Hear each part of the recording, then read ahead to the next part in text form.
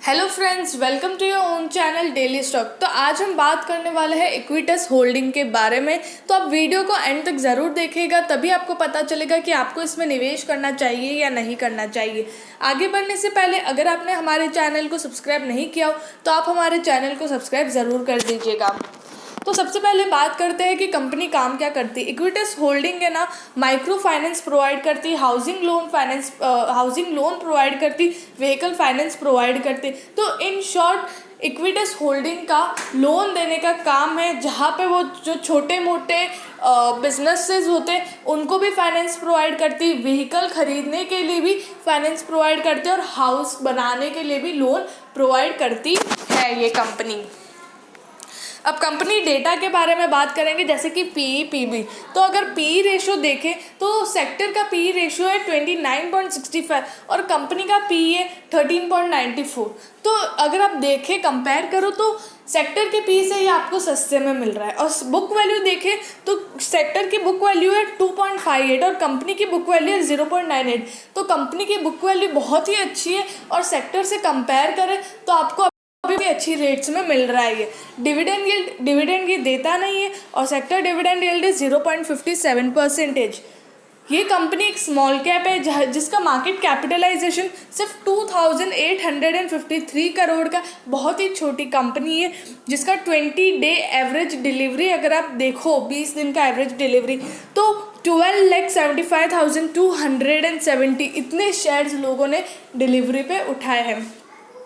Beta इसका 1.59 है, beta थोड़ा ज़्यादा है इसका, अगर ऊपर जाएगा तो 1.59 के बीटा से ऊपर जाएगा और वाइस वर्सा। फाइनेंशियल ट्रेंड 2017 से 2020 हर साल कंपनी का जो रेवेन्यू है वो इंक्रीज़ हुआ है, जो बहुत ही अच्छी बात है। इट मीन्स कंपनी की जो सेल्स है वो बहुत ज़्यादा अच्छी है। 1.55 thousand crore in 2017 which increase to 1.77 thousand crore, 2.35 thousand crore in 2019 और 2.93 थाउजेंड करोड़ इन 2020। और आप अगर प्रॉफिट देखें तो वो थोड़ा 2018 में कम हुआ है, लेकिन हर साल इंक्रीमेंट में है। 0.15 थाउजेंड करोड़ इन 2017, जो 2018 में 0.01 थाउजेंड करोड़ हो गया, लेकिन 2019 और 20 0.17 thousand crore and increase to 0.20 thousand crore. तो इन शॉर्ट कंपनी का जो रेवेन्यू और प्रॉफिट बहुत ही अच्छा है और हर साल इंक्रीमेंट में है। शेयर होल्डिंग पैटर्न देखोगे तो प्रमोटर्स के पास एक भी शेयर्स नहीं है। म्यूचुअल फंड्स के पास देखोगे तो 29.23% स्टेक है। DIIs के पास 1.19%, FIIs के पास 25.58% एंड रिटेल एंड अदर्स के पास देखो, जो छोटे मोटे इन्वेस्टर्स हैं उनके पास 43.98% इतना स्टेक है। रेवेन्यू स्टेटमेंट देखोगे तो हर साल इंक्रीमेंट है।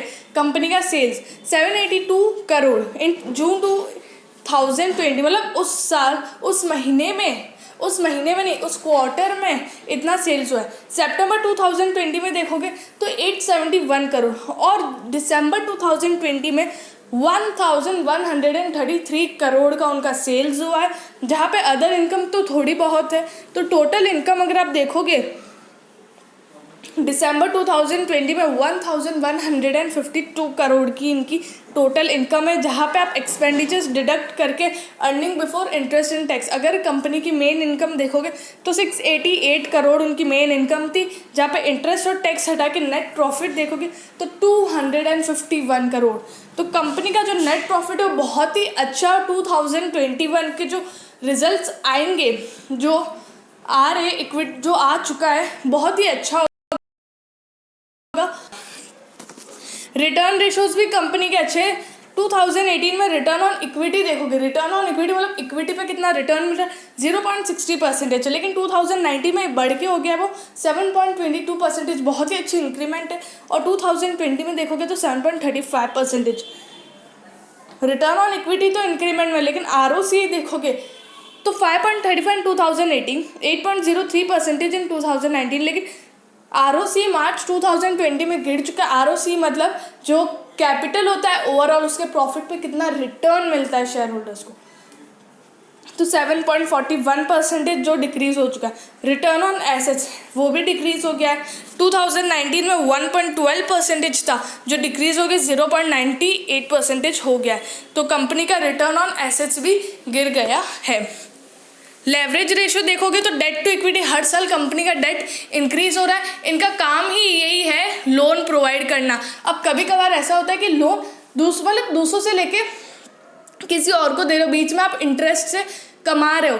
तो यहाँ पे भी वैसे कि कंपनी का जो डेट है वो हर साल इंक्रीज हो रहा है, फिर भी एक अच्छी बात नहीं है कि हर साल कंपनी का डेट इंक्रीज हो रहा है। इंटरेस्ट कवरेज रेशियो देखोगे तो वहाँ पे वो डिक्रीमेंट में तो नहीं कह सकते, लेकिन 2019 से कंपेयर करें तो थोड़ा सा डिक्रीज हुआ 1.28% से 1.27%। लेकिन इंटरेस्ट कवरेज रेशियो हमेशा इंक्रीजिंग में होना चाहिए, विच शोज़ कि कंपनी के पास एबिलिटी है, कैपेबिलिटी है इंटरेस्ट पे करने की। मार्केट प्राइस देखेंगे अगर 5 ईयर हाई देखोगे तो 206.25 और लो है 32.50। लेकिन अभी जो करंट प्राइस है वो 83.50 इसका करंट प्राइस है। 83.50 इसका करंट प्राइस है। तो आपको इसमें आपको इसमें जाना चाहिए या नहीं जाना चाहिए। अगर इसके रिजल्ट्स अच्छे आए हो तो आपको ये शेयर में थोड़ा सा इन्वेस्ट करना चाहिए, ज़्यादा नहीं इन्वेस्ट करना चाहिए, क्योंकि ये बहुत समय से गिर रहा है। उसलिए तो हम इतना मतलब इसमें श्योरिटी नहीं दे सकते कि ये ऊपर जाएगा, लेकिन अगर ये ऊपर बढ़ने लगे, अच्छी न्यूज़ आए, तो आप इसमें इन्वेस्ट कर सकते हो। अगर आपको वीडियो अच्छी लगी हो तो please like and share and subscribe our channel.